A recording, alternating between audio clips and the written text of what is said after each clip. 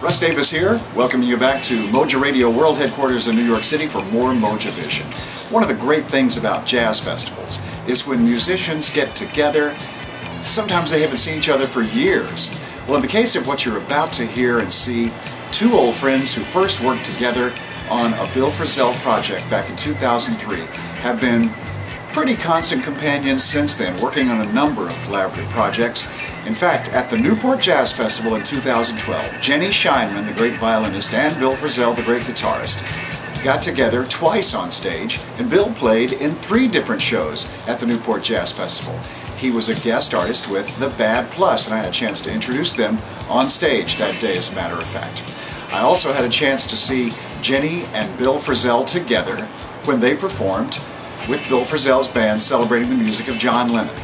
But in this case, you're about to hear the two old friends in a duo performance. So get ready for some beautiful violin and guitar work. It's Jenny Scheinman and Bill Frisell live from the Newport Jazz Festival on MoJa Vision.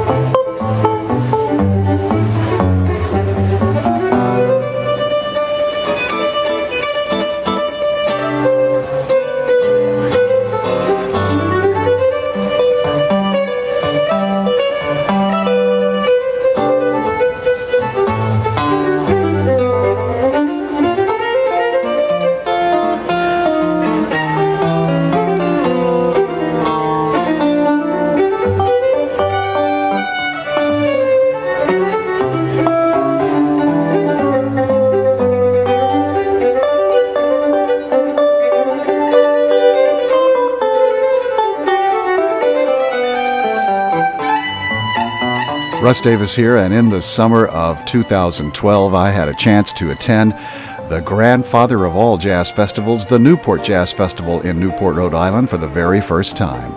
I had a chance to speak with a number of the musicians off stage, and here's one of those conversations now. In this case with Jenny Scheinman, who gave me some thoughts about working with her longtime friend and associate guitarist Bill Frisell. You and Bill have been together for a long time, as you alluded to just a second ago.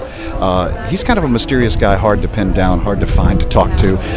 Thank you for being approachable, Jenny, even after having Rosa. But tell me the story from his perspective, and yours too, of how you guys first got together. It's a long relationship. We got together, I lived on the West Coast. I grew up on the West Coast, and his manager and producer of many of his records found me in a little club in Oakland, I think, and asked me to do, I've been on a bunch of records that he's produced, and one of them was with Bill. It was with Gabrielle Moron, and she's Argentinian, and she flew up to do the record. She's a vocalist, and she got some sort of killer bug on the way up, and she was deadly feverish and ill, and she gave it to us immediately. After about 2 days of rehearsal, we were all about as sick as we've ever been in our adult lives, and we were sort of laying on the studio floor waiting for cues in pools of sweat. Anyway, somehow, maybe picture. Because of the fever or what, we were sort of bonded for life at that moment. And the music was, it made sense. I was after playing with him for a little while, I realized that we had been listening to a lot of the same music, and we were after some of the same things in folk music and just the American songbook of folk and jazz. And fits perfectly together.